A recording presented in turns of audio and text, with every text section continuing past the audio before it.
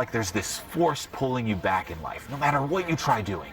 You set yourself to accomplish one thing, and for some reason along the way, things kind of fall apart and you just get pulled back to what you know. If you felt that way, then guess what? You are right. There is a force pulling you back in life, and it is called your subconscious mind.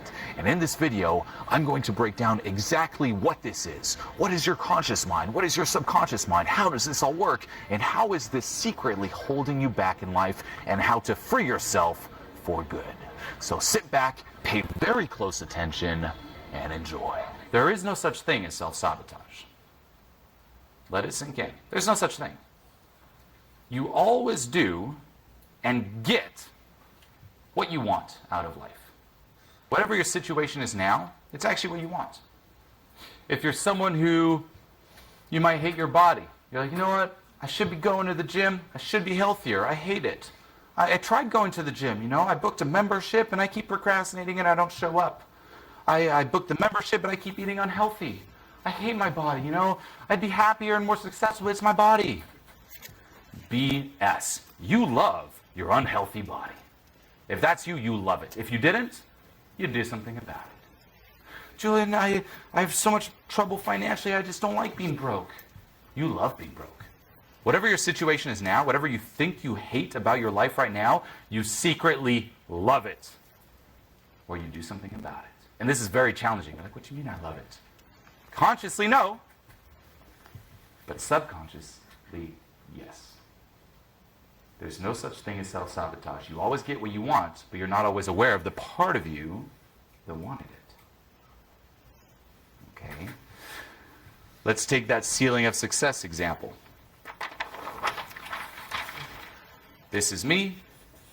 This is what I deserve in life, in terms of my health, wealth, and relationships.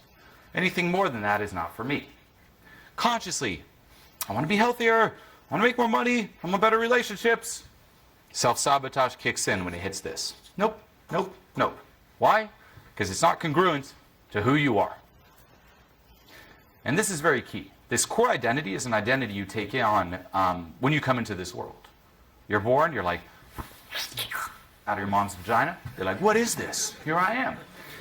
That's the sound it makes. Right off the bat, you're like, hey, here's the world. Let's quickly form a field for what this is, you know? And you form different core beliefs, and you form a core identity. This is the world, and this is who I am in relation to the world. And you never question these. You assume them, and then you build new beliefs on them, and new beliefs, so on and so forth. Now, hypothetically, here's an example. So you form the belief that money is bad. Money is evil. And then you form new beliefs on that. Will you want to question this belief? Would you want to even entertain the idea that maybe it's wrong, maybe money's not evil? No. Why? Because if this is wrong, all this is wrong and it all crumbles. It's the foundation of your map. The same with your core identity. If you make more money than this, and that's not congruent to you, then you, like part of you is wrong, and then who are you? So we double down on this. We double down on these core beliefs, early assumptions, and the early identity we take on. The same as if, say you're walking around Zurich and I give you a map of Berlin. Are you going to find your way around? No. What if you use more hustle, willpower? No, it doesn't matter. It's the wrong map. Say I gave you this map from the day you're born. Here's the map of Berlin. Good luck. And you've been doing it your entire life. And I come up to you today, I'm like, hey, it's the wrong map. Will you want to entertain that idea? No, because there's way too much investment. That means your entire life's been built on the wrong map. You'd rather double down. So there's tons of resistance around being aware of these core beliefs and core identity, and let alone questioning them. And you will always find a way to stay congruent to this. And where do we place these core beliefs and this core identity? In your subconscious. An easy way to just differentiate the two, your conscious mind is simply everything you're aware of right now, and your subconscious is what you're not aware of right now. Right? If you had to be aware of everything, you wouldn't be able to function. If you had to monitor your heartbeat, your body temperature, if you had to remember everything that ever happened to you and be aware of all those experiences right now, your head would explode. So the mechanism is actually great. What we do is all those things that challenge our conscious mind, or that are like too, I don't want to question this, it's too scary, it'll disrupt my functioning, we bury them in the depths of our subconscious. And then we place layers and layers and layers of resistance over them. Now, I'm sure you've heard the saying, whatever you resist, persists. So these things we bury, they're still active. They're simply out of our awareness. We're resisting them. Don't be aware of it, don't be aware of it, don't be aware of it. And because we resist them, they persist and they grow stronger with time. And this is why you're here in your adult life. Consciously, I want this. But the subconscious always wins. And that's why New Year's resolutions fail. Right? It's funny how it's a joke nowadays. Like, oh, New Year's resolutions, as if. When people tell you, my New Year's resolution this year, you already know they're going to give up in 3 weeks. Right? Why? Because the subconscious runs you. It's like we're in this invisible prison and we try to do sprints and then we just keep being pulled back. The same with relationships or friendships, what we think we deserve. I deserve this type of partner, pulled back. I deserve this type of relationship, pulled back. With relationships, it's very interesting too, because we form a core belief around that, a core belief around love. If you grew up in a household where your parents are divorced, you might think love is abandonment, and you keep falling for people who cheat on you, who are not emotionally there for you. The same pattern, congruency to core beliefs and core identity above all else. So there's a rift. One direction, consciously, the other direction, subconsciously. And this explains all the self-sabotage in our life. You could even do this little test. Whatever you hate about your life, write it down. And then next to it, ask yourself, why do I secretly love those things? What's the payoff? What is the hidden payoff? Staying congruent to a core belief or core identity is one. It might be, this is another common one, that you carry guilt or regret around something you said or did as a child. And it could be something as trivial as, when I was 4, I lied to my parents about doing this task at home. I feel very guilty about it. As a kid, it felt like a big deal. And you felt like a bad person because you felt guilty, you lied. And that might still run you in your adult life. And part of you might think, I'm a bad person. I deserve to be punished. If you deserve to be punished, will you allow yourself to succeed? No, because then you wouldn't be getting the punishment you deserve. So there is, for example, a payoff. Why do I keep ruining things? Because you get the punishment you deserve. Why is life hard for me? Punishment you deserve. Make sense? Okay. The same with the identity. Core beliefs is one, an identity, one that I've had for many years that I've talked about before is the self-destructive artist. That was me. I was extremely self-destructive, not in a way where I was just at the bottom self-destructive. I liked succeeding for a bit and having the possibility to fully succeed and then just ruining it at the end. Why? Because it made me feel special. I was like, everyone else would just succeed all the way. I'm just going to pop it at the end, just because. And I found a certain sense of significance in that. That was my identity. And that would run me. I would never allow myself to truly be successful or maintain success because I was no longer self-destructive. Another common one is the hustler or the underdog, the Rocky identity. If you believe that's you, you're going to push success coming easy to you because you need a challenge to overcome. So this runs us in all these different ways. And what do? We just focus on the conscious mind. More willpower, more routines. I think my morning routine should be better. No, nothing changes until you address this. And it's not about trying to convince your subconscious consciously. Like we try to reason with it. We try to bullshit it. No. You got to dive into it and let go of it. That's what produces true change. This is also where we store past trauma, traumatic experiences. Whenever you're triggered here, more often than not, it's linked to past trauma that's being poked at. Things like social anxiety, that's you being triggered. It's not normal to have social anxiety. Sure, it's okay to be a little uncomfortable, but you shouldn't feel like your life is at risk. I can guarantee the majority of you here, if I grabbed you in front of this crowd, I'm like, hey, stand here, 5-minute talk, go. You'd be pissing your pants. Literally, you'd be trembling uncontrollably. You probably wouldn't even be able to talk. I talked about where I came from. You took the old me and put me in front. I'd probably die. You know? Is that a rational fear? No. Is anything, if you logically think about it, is anything going to happen to you in front of this crowd? No. Why is it you feel like your life is at risk? An experience of the past is being brought up. And what do? We try to consciously work with it. Oh, willpower. No. Or progressive desensitization. No. Don't do that. If you're trying to progressively desensitize yourself, this is a big one now in the self-help community. Social anxiety challenges. No. That doesn't work. You get that, right? What is past trauma? Let me break this down. Trauma, or past trauma, is anything that's too overwhelming for you to handle. We think that trauma is going to war. Is that traumatic? Yes, it is. Why? Because it's too overwhelming. But we fail to think about the perspective that we might have had at the time. For a child, being lost in a grocery store can be traumatic. As an adult, we look back like, well, there's nothing challenging in the child's life. Why would they be scared? No, because as a child, he feels like, oh my God, I lost my parents, it's over. Traumatic. If you're in class and suddenly all the school kids laugh at you, that can be traumatic. Because you think the classroom is the world. If I don't fit in here, where am I going to fit in? I'm going to die. Right? Now, say you're in your adult life. Hey, come in front of the crowd right now. The same, I'm going to die in the classroom gets poked at. You're going to die if you go up there. And it's even amplified. Your survival instinct kicks in. It's not an appropriate response to reality. That's you being triggered. Now, we think, oh, this is totally normal. Let me desensitize myself. Does progressive desensitization work? Yes, as long as you keep doing those challenges. All right, if you go out and you're like, well, I'm going to do Toastmasters, I'm putting myself in front of a lot of crowds for years. Will you get better in front of crowds? Of course. But what happens when you stop? Back to ground zero. So what's your solution? Are you going to be the 80-year-old person going out and doing social anxiety challenges?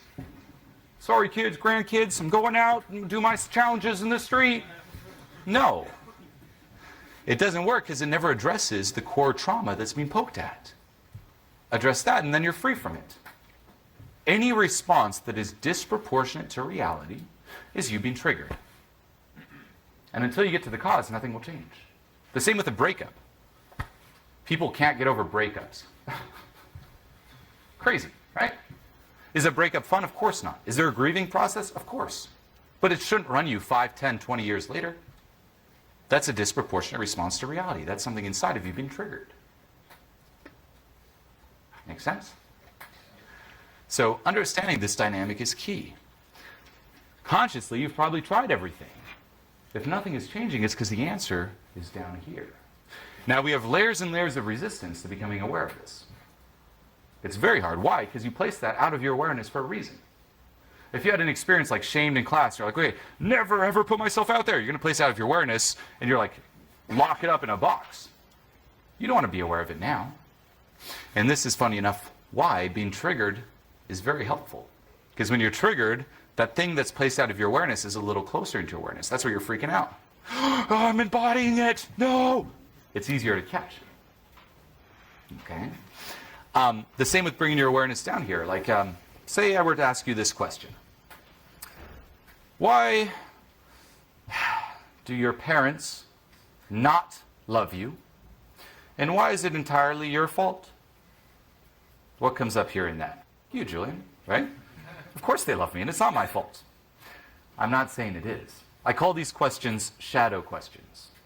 If you're familiar with the work of Carl Jung, you could say your subconscious or the unconscious, it could be your shadow. This question, it's not about analyzing is it true or not.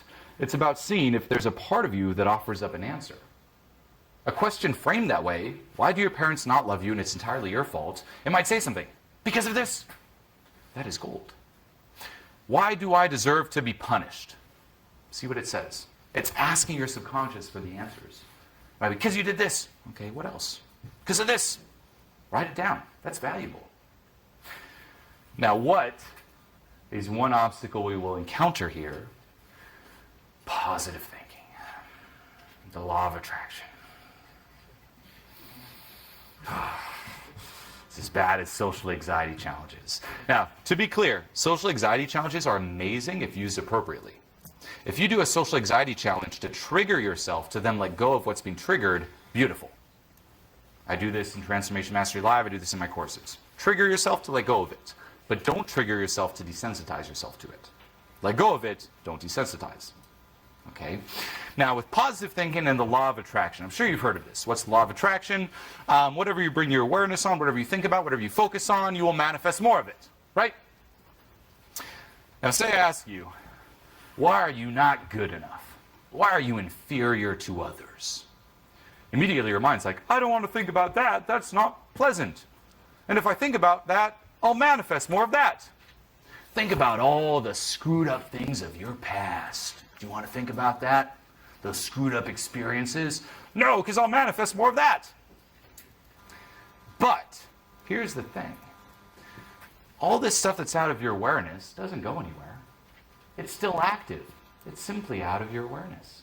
And it's also subject to the law of attraction. And this is why the law of attraction doesn't work for most people. So they think. You ever notice those seminars, like the law of attraction, it's filled with broke people?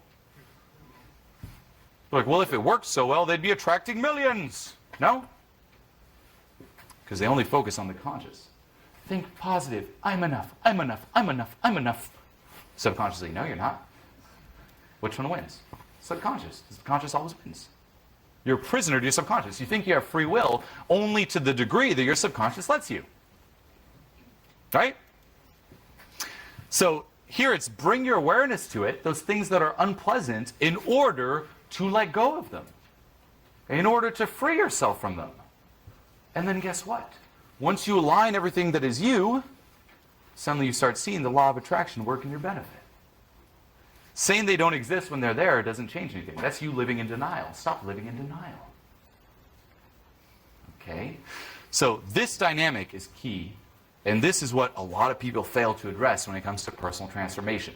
Don't just focus on the surface, on the conscious level, focus on the subconscious. What's buried down there is the gold. Beyond that, this is the system I use to change my life. Okay? This is what I call the levels of transformation. There are many different scales if you're familiar with the work of David Hawkins. There's levels of energy, the scale of consciousness. Mine's a little different. If you're familiar with them, you see I place desire actually higher. This is what I've noticed in my work. I love their work as well, and again, these are just models. But this is what I've noticed. In terms of transformation, there's a certain sequence, a certain process. And people fail because they don't get this. They don't have a clear direction. We think that transformation means I feel a little bit better. And we follow the feel-good feeling, right? I'm going to transform. How do I know I'm doing well? I feel a little bit better. And suddenly if you don't feel too good, you're like, I'm doing something wrong here. I'm going in the wrong direction. Let me keep following the feel-good. But that's not how transformation works. It's not linear.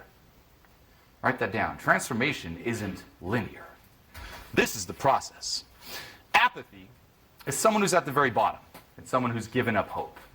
This is a person where you might be there in a constant state, it might be your habitual state, or you might have pockets of apathy. Apathy is, what's the point? It's not going to work anyway. It's hopeless. No one can help me. I'm just going to resign. Screw it. Right?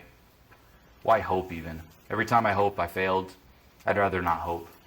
I'm even going to try to withdraw myself from feeling. I'll let go of feeling good.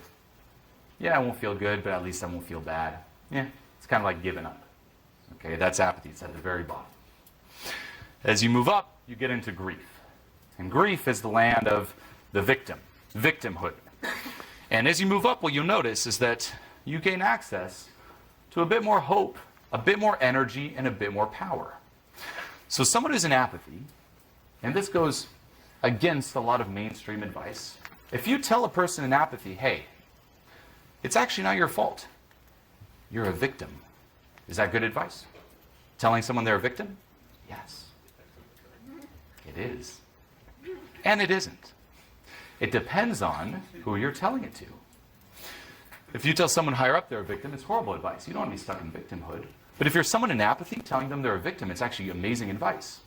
Why? Because it takes away a lot of the self-attack and it adds some hope. Wait a minute. You're saying that it's actually not hopeless for me? that's actually not my fault? I thought it was my fault and there's nothing I can do about it. You're saying someone else is to blame? You're saying it's the government's fault? Ooh. You're saying it's my past? You're saying it's what the person said or did? Ooh. Now guess what? It adds some hope, right? It actually gives them a little bit of energy too. They move up. As you move up, you get into fear. And someone who's in victimhood, for example, they need to let go of that. If you hang on to that too long, it'll eat you up inside. And that's where you might try to break someone out of it, placing them in a position of fear, or placing them in a position of anger. That's when you give them the harsh talk. Listen, I know victimhood can be, very comfortable. You blame others, you place the responsibility on others, but you need to take responsibility for your life. That can be very scary. Because here's the thing with victimhood. If you blame others, you place the responsibility on them. And if it's in their control, it's not in your control, there's nothing you can do about it. Although it may seem empowering, victimhood is actually very unempowering. You keep giving your power away. So taking responsibility gets scary. Okay, that's the level of fear. And then as you move up higher, then it's anger. What about looking at those situations and instead of feeling sorry for yourself, get mad, get upset? Does it make you mad?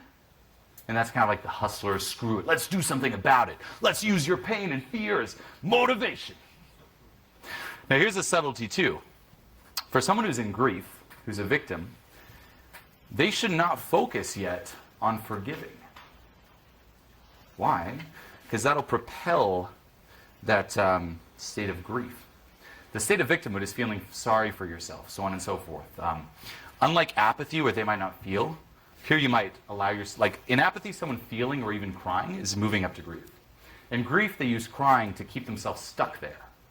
And even forgiving, they might just use that to cry and stay stuck. So in that state, you actually want to have them focus on those things, the people or situations that might have screwed them over, and get mad. That is like using it as fuel, moving up to anger. And once they're in anger, then you focus on forgiving. And then you shift to courage. And that's the first step where you're taking action. You're jumping in.